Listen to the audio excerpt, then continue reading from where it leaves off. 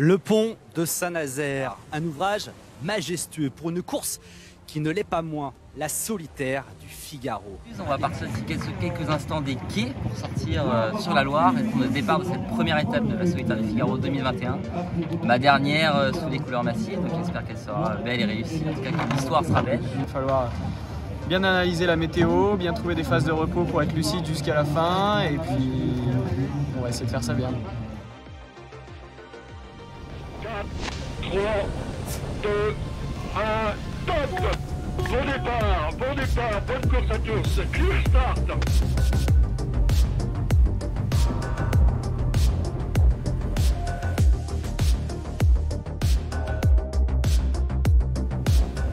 Le skipper massif 2019, c'est Pierre Quiroga qui est en approche de la ligne.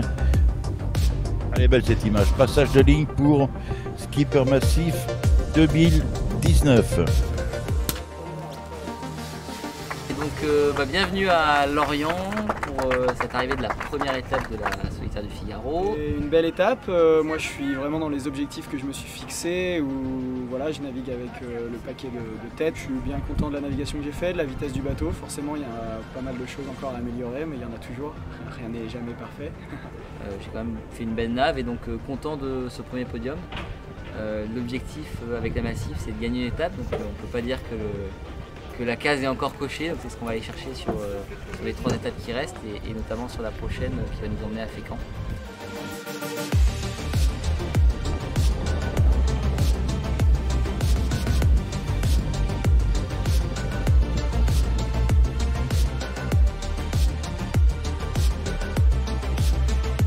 On vient de passer le Ratsin. Attention. 8,43,45. Il a compris, Pierre. Ça y est, c'est beau. Hein. On m'a bien épuisé cette troisième étape. Aller remporter cette première victoire, ça m'a demandé beaucoup d'investissement, beaucoup d'énergie. Donc fatigué, mais forcément satisfait. Et ça m'apporte un petit plus d'énergie. Donc ça compense un petit peu ce que j'ai pu lâcher pendant l'étape numéro 2. Ouais, donc 8e sur cette étape, c'est franchement chouette. On arrive dans moins d'une heure là sur cette deuxième étape de la solitaire. Une belle étape, il faut la finir bien, mais je suis super content d'avoir navigué dans le paquet de tête avec des super vitesses. Et voilà. Faut pas toujours comparer à Pierre, hein. Moi c'est que ma deuxième saison, je suis tout jeune sur le circuit, c'est génial de rentrer dans le top 10. C'est un gros pas de franchi, ça me met pas la pression pour la suite. Je voulais faire une étape dans les 10, c'est fait, c'est super.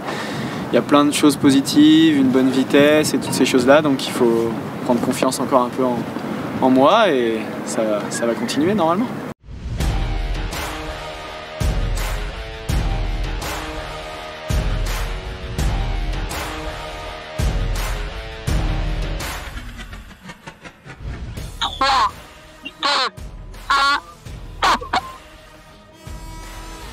C'est parti pour cette troisième étape sous un soleil de malade. Les concurrents sont pas loin, Xavier est là-bas et Tom juste à côté. On en profite pour manger un petit bout. C'est cool.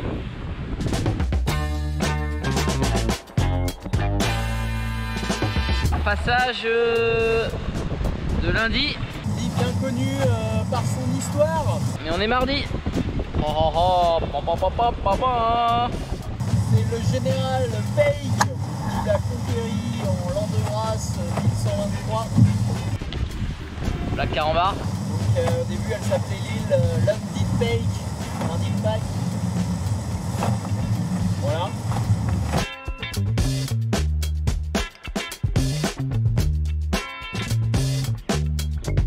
Bah alors, c'est ce truc?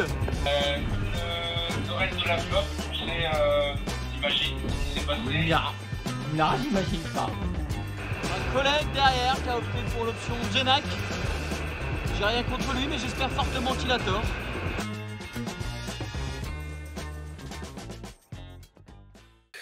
À l'image, skipper massif 2019, l'homme qui est en tête au classement général s'apprête à franchir la ligne d'arrivée en tête. Et voilà. Et bras levés, il vient de comprendre. Hein. 59-54. 11h59 Ça minutes. faisait bien longtemps qu'il avait compris, Pierre Massif Quiroga, 2019, que cette Pierre victoire Quiroga. n'allait pas lui échapper.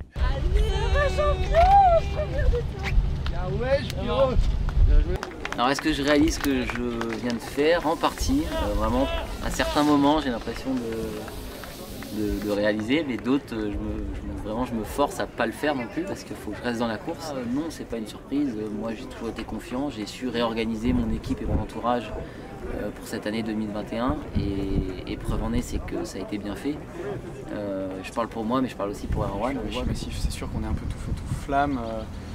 On se met une énorme pression alors que c'était ma première saison. Donc voilà, tout n'a pas été si simple dans ma tête, hein, mais ça a été comme ça pour Pierre et pour beaucoup avant moi.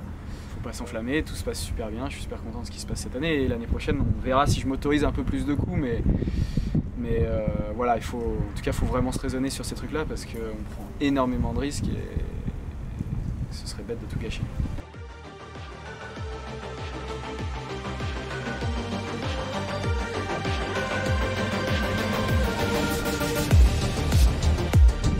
Et voilà, on y est, départ de cette ultime étape, 4e en baie de Morlaix à Roscoff. Bah on a enroulé le Fastnet déjà, ça c'est fait. Hello you.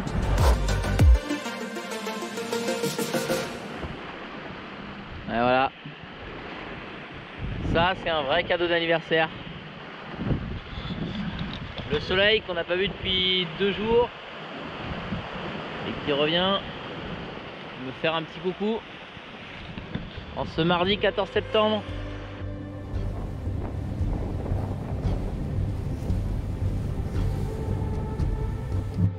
Ça y est, cette fois c'est la fin.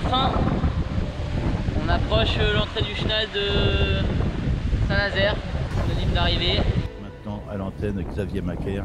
Il est bon de savoir qu'une fois que le skipper du groupe SNEF aura franchi cette ligne d'arrivée, Joseph, on va peut-être bien déclencher les chronos pour savoir quel est l'écart entre lui et Pierre Quiroga. C'est tout l'enjeu maintenant. J'ai aucune idée du résultat, je sais pas si je gagne pas. Il pointe à plus de 2 heures du leader Pierre Quiroga.